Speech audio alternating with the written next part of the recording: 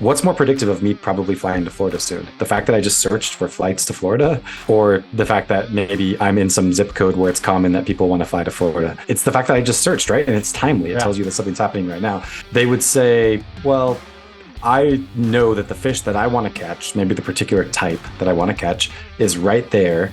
So cast right there. The way we do it is we change the bait, the type of bait that only the fish that I want to catch would actually bite.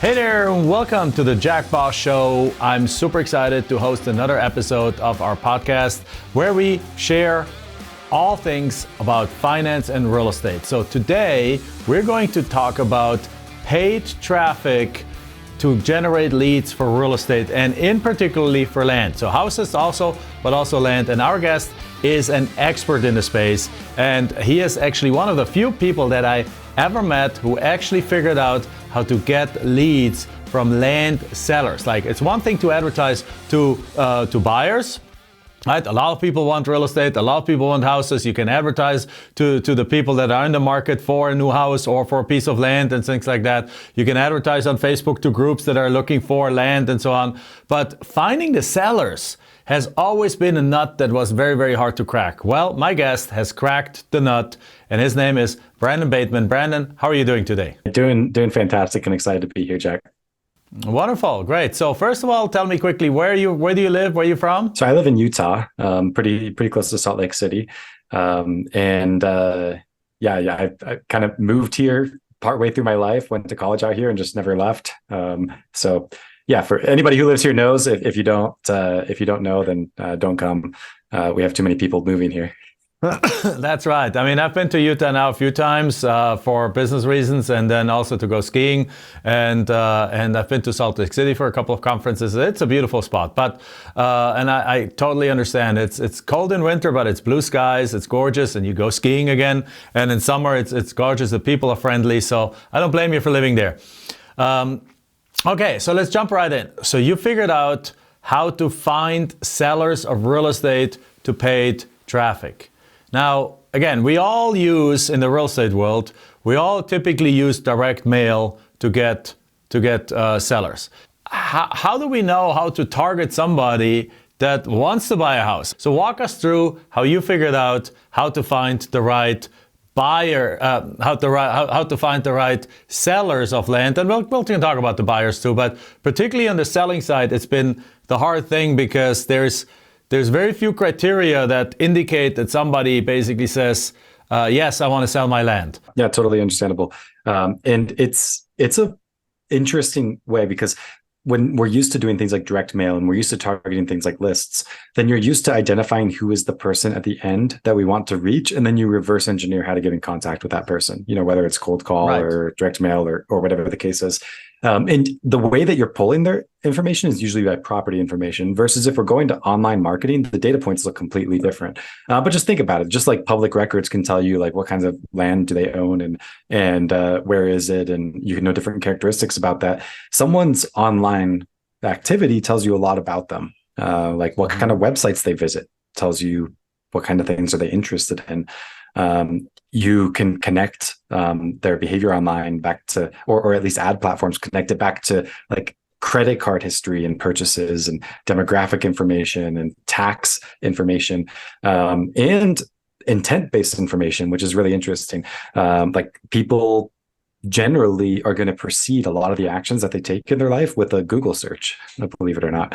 A Google search is more predictive of what someone's likely to do as their next action than almost anything else. Think of it like a good example is travel. Like if I'm searching for like flights to Florida, what's more predictive of me probably flying to Florida soon? The fact that I just searched for flights to Florida, or the fact that maybe I'm in some zip code where it's common that people want to fly to Florida, right? It's the fact that I just searched, right? And it's timely. It tells you that something's happening right now. So it's interesting. So the way this works is this is people-based targeting, not property-based targeting. And it's intent-based targeting, not demographic or situational based targeting. So it's a little bit different. Turns out these ad platforms have tons of data. That's the part that I'm fascinated with because, again, we have been selling land for a long time. Like we buy it usually through direct mail, and then and also some cold calling and texting and so on. And then we go, which is very simply because you simply get a list of records of people that own the land, and then you go after them directly, property based, of course. But when we sell the land, it's not so hard because the people who want to buy a piece of land, they probably joined a Facebook group that is about homesteading in Florida. Like, great. So they want to have a 20-acre parcel that they can homestead on. They can be off the grid. They can have a farm and a cow and things like that. And great. So if I go and advertise my Florida lot, that's perhaps a 20-acre parcel and perfect for that, I can target those people. And I know pretty darn sure that those people are probably very much interested in exactly what I have to offer. But I don't have a clue who owns these properties unless I take this data and import into Facebook. So you do some of that, or how do you go about that? Let's talk also by different platforms. So one of the things I'm always thinking is Facebook, because we operate a lot in Facebook. But what you're talking about, first of all, is not Facebook, it's Google pay-per-click, right? Yeah. And I guess I think a good place to start here is just a little bit of my background and how I even got into this and stuff. Sure, go ahead. Yeah, because that'll explain a little bit of this. So I've been in the real estate space doing digital marketing for about 6 years now. My company, Bateman Collective, works with real estate investors across tons of different, well, even multiple countries, but even within the countries we're in, tons of different markets. Like the United States, there's a lot of different markets. What we specialized in for a long time is motivated seller lead generation for houses. So this is going to be your typical like real estate flipping, wholesaling type businesses. I imagine a lot of the people that follow you are at least familiar with that business model, because I think land investing kind of falls hand in hand. It's a little bit similar to wholesaling. So that considered, yes, that's sort of where I started. So I approach things a lot from the standpoint of how does it work with houses, and then land is a newer niche for us. We've been doing it for about 6 months, and we've had great success for some of our clients. So that's where this is something that we're doing and actively looking to do even more of. But we have tested some of the stuff that you're talking about. One thing that I hear all the time, whether it's houses or land, that people ask is, can you target my list? And it's usually because you have this big list of addresses and you're just used to direct mail, you target the list, cold calling, you target the list, texting, you target the list, that's target the list online. And the answer to if you can do that or not is yes, you can do that. However, it doesn't really work very well, has been my experience. And not only that, I've never found anybody that it's worked for. I found people who told me that it worked for them. And when I really dug into the results, they were getting all their results from something else, not this. And they were just also doing this. And because they think it should work and they just really wanted to, then they just assumed the results were coming from that when they weren't coming from that.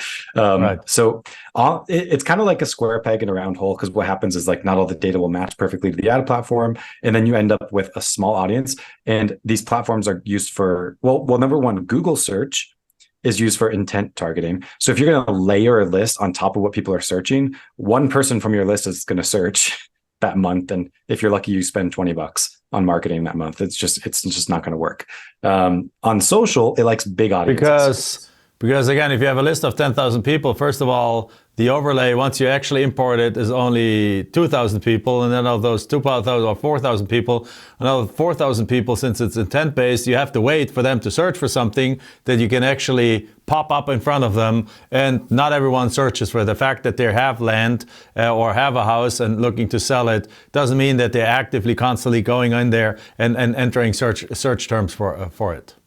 Yes, 100%. Or if it's on social media, you've got your list of 4,000 people, and you've got what's called the CPM. This is your cost per 1,000 impressions on Facebook of $20. And only half of those 4,000 people are active on Facebook at some point during when you're wanting to bid, right? So you got 2,000 people, and so you spent $40 on ads to reach them all. And it's not like it's not like a waste of money. And you could have a decent return on that $40, but you're not doing enough volume for it to really be worth it, because you're using a channel that likes a big audience, and then you're doing it with a really narrow audience. So that's where it's like that whole method of thinking, I think, is taking what works in other channels and pasting it onto online marketing. When the reality is we have to think like, what are these platforms made for and what are they good at? And we have to use them that way that they're made to be used, and I can explain briefly how that targeting works.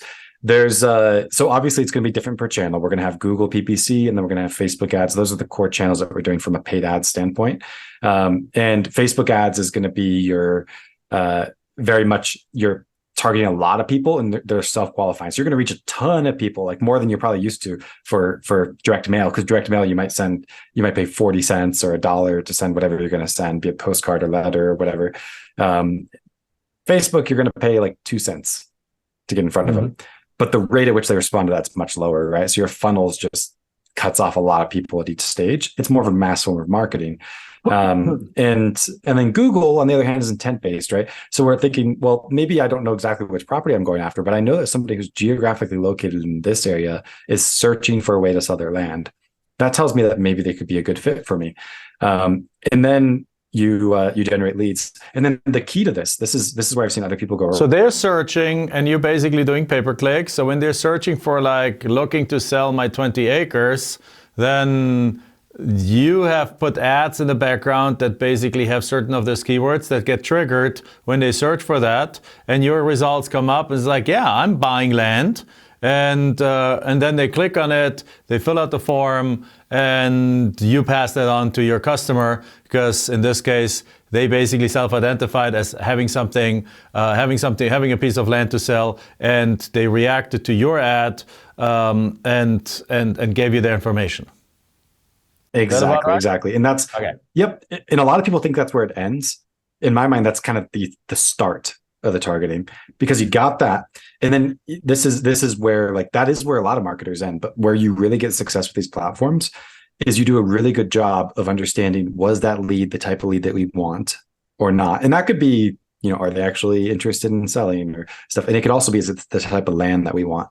And then we make adjustments to dial in on just the right leads, which often includes, like, just to give you an example of how this would work, we'd be filtering people in our forms, like asking them questions. Like, let's just say you buy a minimum of 5 acres at a time. Like, you're not interested in a parcel of land that's lower than 5 acres. In that case, what we would do is we would ask them as part of the form, how many acres is the land? If they say it's 6 acres, then what we're going to do is we're going to tell Google that was a good lead. Give me more of that. If they say it's less than 6 acres or less than 5 acres, then we're going to tell Google that's not a good lead. We don't want more of those. And then what we do is we keep on doing that over and over again. And then Google starts to use its tens of thousands of data points it has per user to better understand how to find you the leads you want. So instead of it being that I start with the land that I want and then reverse engineer how to get there, I start with the type of lead I want. And then I give feedback to the platform so it learns how to find that type of lead for me. So a lot of people do this stuff and they end up with a bad quality lead, and then they give up, when really they just kind of started the process. But that's how ad platforms really optimize over time, is that you give them that feedback on what's a good lead, what's a bad lead. And we found that we can increase the lead quality pretty significantly that way. All right. Well, that is really cool. And that is certainly, I think, a little bit different than the fly-by-night kind of advertising person that just basically goes and says, like, yeah, put some ads up there and gets the first level lead, like, hey, here, and then sends you some random stuff. So basically what you're saying is that with you, people can actually get fairly specific with what they're looking for, and then only get fed the kind of leads that actually make sense for them. Yes. Well, sort of. Not perfectly, of course, right? But in a tendency. So if somebody says, I only want to deal with 10 acre plus, you're not gonna feed them a series of 1/4 acre lots. So the way that it would work is we do a few things. So targeting actually happens. Think of it like this. Let me compare this to fishing. A lot of the way that people would do this, if we're just comparing it to fishing, they would say, well, I know that the fish that I want to catch, maybe the particular type that I want to catch, is right there. So cast right there. That's how we're going to catch that fish. The way we do it is we change the bait. I want the bait that goes out to be the type of bait that only the fish that I want to catch would actually bite. Right. And that's how I target, right? So it's just a little bit different. So what we end up doing is, for example, in the ad, if somebody searches like how to sell my land, we're going to show up in the ad, but we're probably going to say right in the ad, 10+ acre properties only, or whatever we want to say. Because remember, this is pay per click marketing, right? So if they don't click, you don't have to pay anything.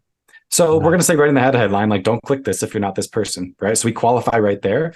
And then as they fill out the form, we're going to ask them, well, how many acres is it? And if it's not the right kind, then we're going to tell Google, hey, no more of those. We don't want those. And it's never going to be perfect. You're going to get all kinds of random leads coming through. You could filter them out based on the form if you wanted to filter them out. The way we view it is like, if we already paid for the lead, we'll send it to our client. But if it's not the one that we want, then we'll do everything we can to get more of the type that we want in the future. But we still will send along anything that comes through the form.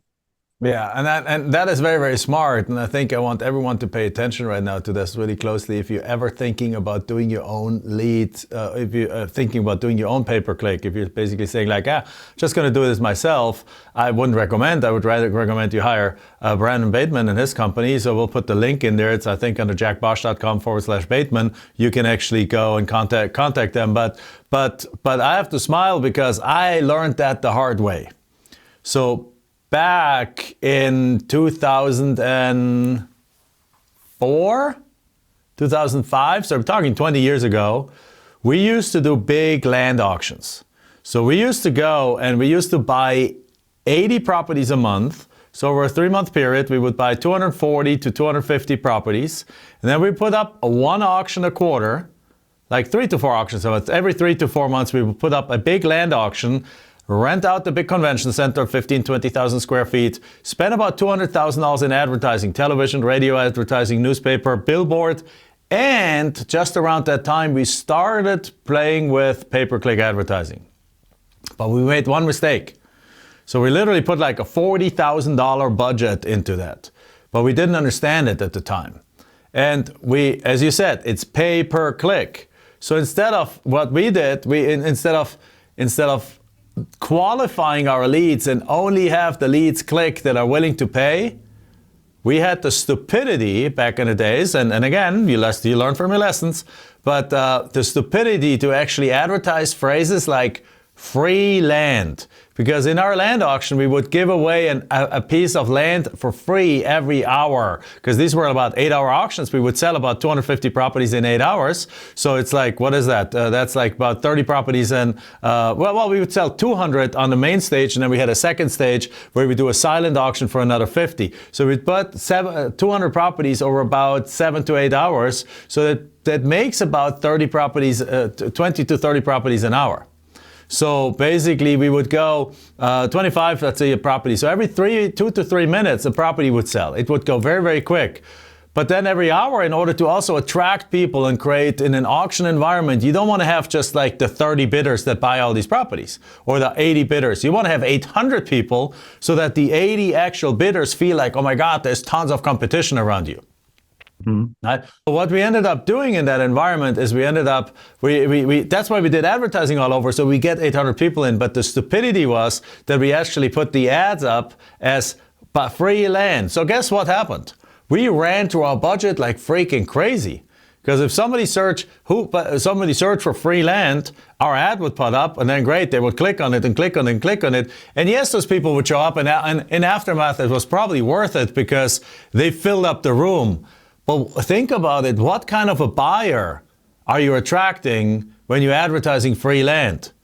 We only attracted, with that part of our budget, like $40,000 of the $200,000, we only attracted the broke buyers, the buyers that wanted to get a free land. They only attended to have a chance to win the free land. They wouldn't bid, they wouldn't buy anything. But again, at the end of the day, they still filled up the room and therefore create that scarcity feeling for the real bidders. So we probably made money on it. But it was stupid to do this because we literally wasted $40,000 on it, and without actual tangible results from it. Probably indirect results, second-hand results from just filling up the room. But again, so what you just said is really crucial because you don't want to do that. You don't want to say like, here, any land, come over here, because then everyone's going to click on it. And you're going to get leads for kind of pieces of land that you just don't ever even want to touch with a 10-foot pole.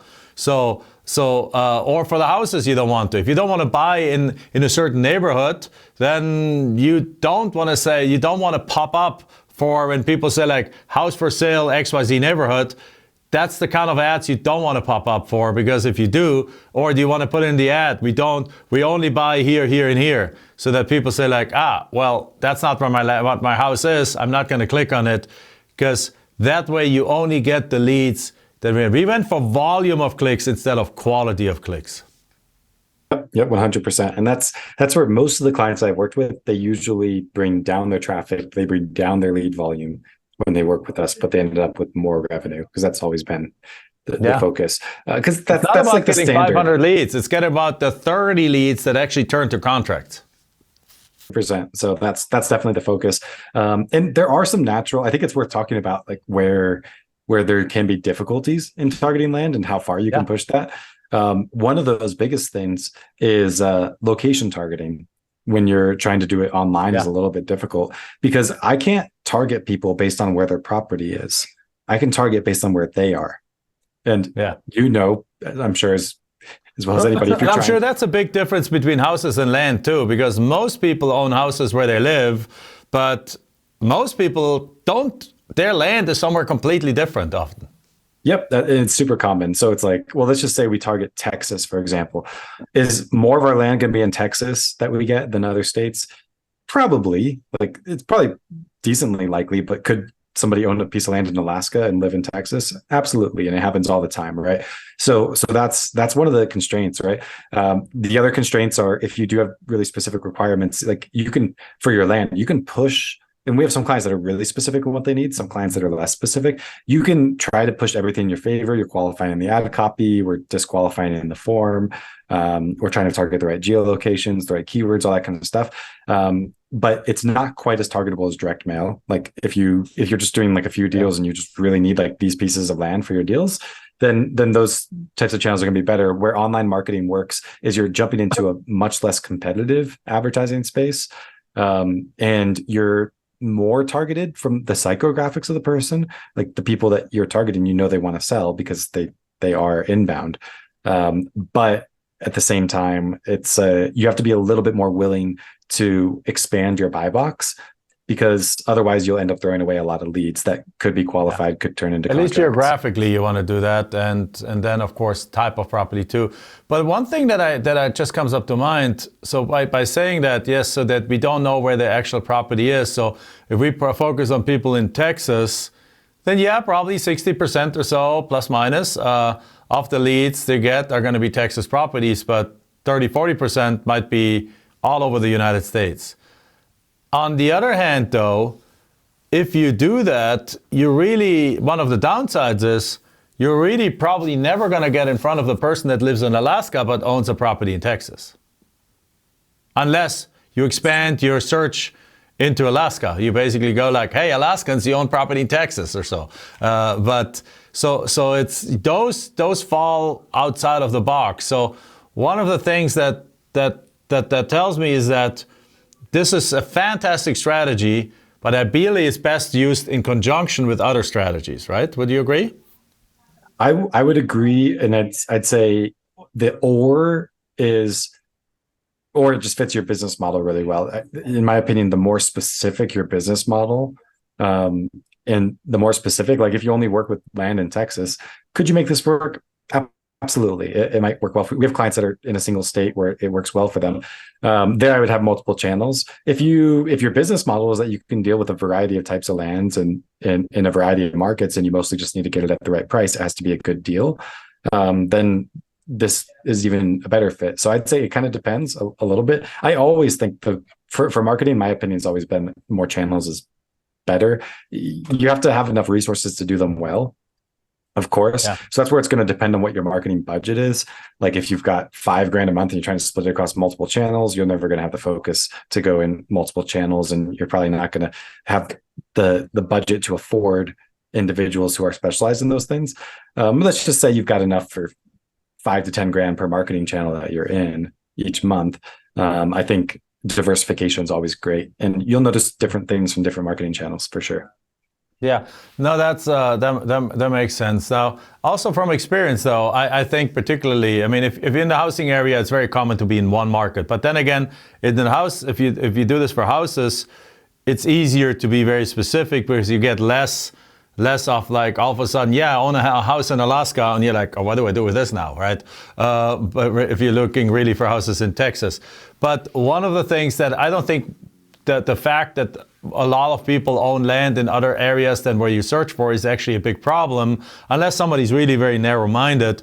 Because, for example, when we started our land deals, I mean, we have done over 4,500 land deals, and we have done it in over 100 different counties in 17 states. And the way, without using paid advertising for it, the way we have diversified and spread out into many states is that it's actually very, very common. There's people, either people love land or they hate land. Like, not hate, but they're either into land or they're not into land. Let's put it that way. And if they're into land, it is actually quite common that you come across somebody who says like, yeah, I have this piece of land, but I also have 7 other pieces of land, and they're like in 5 different other states. So we have naturally expanded our areas that we buy land in just by simply asking our sellers when they call us, well, do you have any other properties you're interested in selling? And often they say, yeah, I didn't know I thought you only wanted to buy this properties, but yeah, I got 7 other properties, and 2 of them are in Florida, 2 of them are in Indiana, 2 of them in Alaska, and 2 of them are in California. Well, let me take a look at them. So then you collect information on all of those, and you'll find out that these are smoking deals, and you make way more money on those other 6 than you actually make on the one that you actually targeted. And so very naturally you start expanding into other states and doing deals into other areas. And what you're saying is, with your method, this might just happen automatically, because if you open up your buy box into saying, like, I'm not just looking at Texas, I'm looking at really bring them on wherever they're coming from, as long as they're worth at doing that, and as long as they're this size, and as long as they fit certain characteristics, now you can bring them nationwide to them, right? 100%. And I think what's natural to the land model compared to like the house flipping model is you don't have to go like walk a piece of land, see how the foundation looks. Does it need new paint and carpets? Yeah, we're actually in the middle of what we call a Land Profit Masterclass. So if anyone is watching this, you can still go to landprofitmaster.com and register and watch the replays if it's not too late yet, or if not, you register for the next one. But landprofitmaster.com. But we literally this morning talked exactly about that. Michelle and I looked at each other and said like, and I asked her, when is the last time we actually looked at one of our pieces of land that we flipped in person? And she's like, it was before our daughter was born, and our daughter is 16 now. So in other words, and I remember it was early 2007. She was born in September 2007. In early 2007 is the last time we actually took our car, our Toyota 4Runner that we had at the time. Actually, we still have it. Grandma uses it now. It's 20 years old, and it says 200-something thousand miles. It's just now nostalgic. I don't want to ever sell that thing. It sits right next to my 911 convertible. But the thing is, we that's the time when we took out the car and drove like a few hours and looked at these properties for the very last time, because after that, all these websites now have all these different aerial pictures and things like that in the counties, and every information you ever need is right at your fingertips. You don't actually need to look at it anymore. So yes, you're correct. Land, you don't have to go out there. So you don't have to go estimate repairs. You don't have to go look at the condition of the roof or anything like that. So this really makes it conducive to do deals all over the country. 100%. And so I think a lot of people, like, let's just say you're using a channel like direct mail. It's fairly easy to target that to a specific geographic area. So that's how people do it. But when you really start to think about like what the different marketing channel, how it could introduce you to other markets, a lot of the people we've worked with realize, well, there's no reason that I can't do that. Yeah. If I really think about it. So that's where the other relationship is. Let's just say you target one city or one state. You're going to get leads outside those areas on accident, but you're generally going to pay a little bit of a higher cost per lead. If we were to target nationally, for example, then your cost per lead goes way, way down. So that's one thing for you to think about is, would I rather have like leads that are more focused in just this market, or maybe twice or 3 times or 4 times as many leads, but they could be in any market? And when you consider it like that, even if you do kind of trip over yourself here and there, trying to do deals in markets that you're not as familiar with, or whatever the case is, if you can, with the same marketing budget, get significantly more leads, it can more than offset some of those difficulties that you could run into. So that's definitely the path that a lot of our clients have taken. And we have clients even doing that with houses, believe it or not, because it's this thing natural to online marketing, that the wider you go, the cheaper it gets. But with houses, it's a lot harder, I think, than it is to do that with land. So it's a little bit more of a no-brainer, if you ask me. From very much the very different angles, it's much easier because there's. We actually just ran. We have access to the entire database of all the records of the entire United States from a direct mail point of view. So we basically spend a six-figure amount per year to buy the data from one of the premier data sources of the United States, and then our students actually can subscribe to them, and we're pretty much at cost giving those leads, passing those leads on to our students. But the point is, we're paying for those leads, so we know exactly how many records there are. And actually this morning it just came to me. I never asked my director of IT to actually go look at how many land records are there actually in the United States. And the reality is there's 48 million, more than 48 million land records that the amount of actually, they're all privately owned. I'm not talking about state land here. I'm not talking about the Yosemite national kind of monument and national parks and things like that. I'm talking about actually privately owned land, and it's more than 48 million records, and those 48 million records are being pursued by a few thousand land flippers in the country, versus we have 110 million houses or multifamily, things like that also, but let's say 100 million houses, and those 100 million houses are being pursued by something like 5 million house flippers in the United States. Right? So basically every house flipper has like 20 houses to pursue, and every land flipper has something like 15,000 pieces of land that they can pursue. So it's like the level of competition difference is like mind-blowingly different. And obviously as a result, therefore, there's less competition on the pay-per-click side. There's less competition on any kind of advertising side to get those leads. It makes perfect sense. Yeah, that's super fascinating. And there's people who are going to find, like, everybody has their own journey that they go through. Here's an example. I had a client in Rhode Island, a house flipper, where they had this house in their neighborhood that they really wanted to buy. If you just drove by it, it's like your stereotypical driving for dollars house, like falling apart. But it was on a great lot. It was on the water. They thought if this house was rehabbed, it'd actually be a really nice house. So they door knocked it. They sent direct mail. They cold called. They texted. They could not get this person to sell their house to them. They couldn't even get a hold of them. And they're practically neighbors. Like, it's in their neighborhood. Then one day through PPC comes this lead, and they talk to this person. They realize it's that house. This is my neighbor actually reaching out for a way to sell their house. They talk to them. They end up getting the deal done, and they rehab the house, and it became their primary residence, which was kind of a cool experience for them. But it's something to think about. Like, everybody has their own way that they're going to find the companies that they do business with. So if we're looking at those 40 million pieces of land, like, there's just, I don't know what the number is, a certain number of those. Yeah. Oh, is it 48 million? So a certain number of those 48 million are going to sell. Yeah, whatever time exactly. frame. And some of those people are the type of people who respond really well to direct mail. Some of them are going to respond better to a cold call. Some of them are going to go search something on Google. And unless there's an investor showing up there on Google, they're going to go find some other solution, maybe a real estate agent that's going to sell their land or something like that. And that's exactly what we're talking about in our masterclass right now, that the market has changed. And it's not the market has changed, that the market has actually gotten even better for land. Land is on fire. Land is the new American real estate revolution, right? As I covered in the last few episodes of the podcast here. But and if you look at the ones that were released just around the turn of the year, there's literally a new real estate revolution going on, with land being the asset class that's going to get the biggest boost here.